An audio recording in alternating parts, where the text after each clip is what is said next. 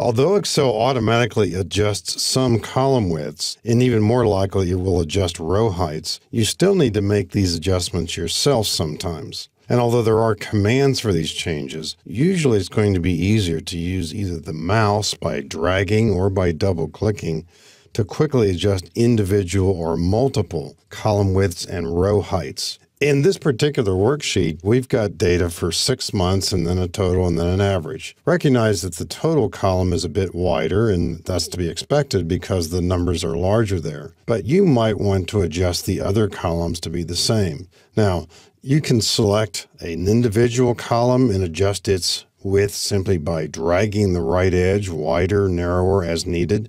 Notice that if you make it too narrow, you will see pound signs, and anytime you do see pound signs, you need to adjust the width of that column. But rather than manually dragging a column leftward or rightward, why not double-click its right-hand border? And that means use a so-called best fit.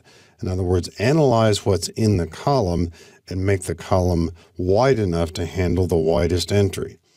And if we wanted to adjust these columns one by one, we could certainly do that, but it's going to be much more efficient if, for example, we say, I think it would look better if each of these monthly entries had a wider column. So let's drag across columns B through G. Now, when you hover the mouse right over one of the column boundaries, when you hold down the left mouse button, you do see an actual width. And I think for many people that's simply trivia, but all of these are 64 pixels wide. If we simply drag this a bit wider, and we're just doing this somewhat arbitrarily, let's say, make them all be 70. We're adjusting all these at the same time. And maybe you just think that looks better, so fine, that's the rationale for doing it sometimes.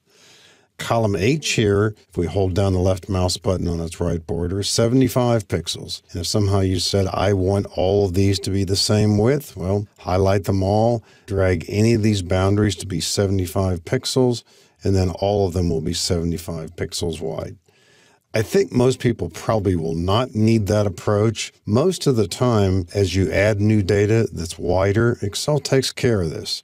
Now, maybe you've got another bit of information down below here, and it could be a longer number. What happens if it's text? Suppose we put in a text entry down here. Maybe it's just, you're going to put in something about the telecommunications department.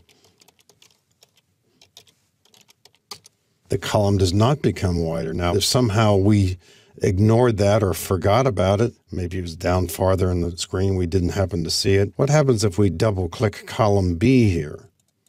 Automatically adjust to be as wide as the widest entry. So here and there, you have to be thinking about what's in the column. But you can always drag the column width or simply double-click to make it be the width you want. If we take out telecommunications, just delete it, come back and double-click here, we've now made column B a so-called best fit. Now remember, the others we earlier had dragged to all be the same. So if we want all these columns to be a best fit, we'll drag across all these. Double-click any of the boundaries, and then each column is aligned based on what's in that column. If one of the numbers here becomes larger, suppose the June entry gets corrected, and it really should be 1050, 1050. As I press Enter, watch the column get wider. Momentarily there you saw pound signs, but the main issue is that Excel automatically adjusted that, therefore column G is wider. Now with row heights, you don't have to worry as much about this, but you do have some control over it as well. It could be that you maybe would like to see this worksheet with a little bit more space between the entries. So we might possibly drag across these rows here and then drag the lower boundary down just a little bit maybe. And we're making all these rows taller for a more spacious look perhaps. So you've got different rationales for doing this. If we want to readjust all of our rows at once, we can click in the upper left-hand corner. And we can also do this for columns, by the way, too. So we'll click in the upper left-hand corner. If we double-click any of the row boundaries, it will automatically adjust all of the row heights to be a so-called best fit. So we're back to the so-called normal situation. If you had a large amount of data and you wanted to print it out double-spaced, you wouldn't really have to insert some rows. You could just select the entire worksheet and make any row be twice as tall simply by dragging one of these. And now you would achieve the look of having this be double-spaced. I'm going to undo that with Control Z. So there are different rationales for adjusting row height and column widths. A lot of these changes are automatic as you change data. And here's something that you want to be a little bit aware of. If we wanted to adjust all of the column widths throughout this worksheet, we could click in the upper left-hand corner and double-click any boundary.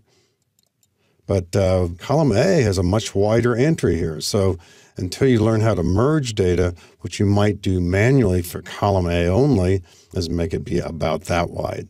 So again, another technique for adjusting the width of a column. If you change the font size, going here into the toolbar and simply using a larger font, as we do this, watch the row height grow automatically. So there too, you don't have to worry about this.